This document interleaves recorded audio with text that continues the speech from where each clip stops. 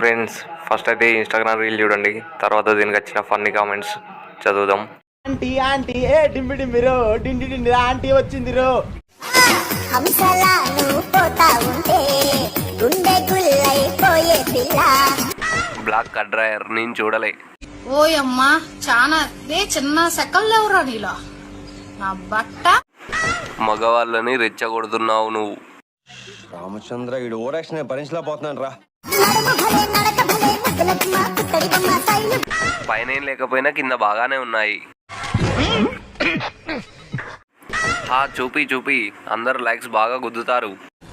వెళ్ళరా, వెళ్ళి ఇంట్లో ఏదైనా పని చూసుకోపో.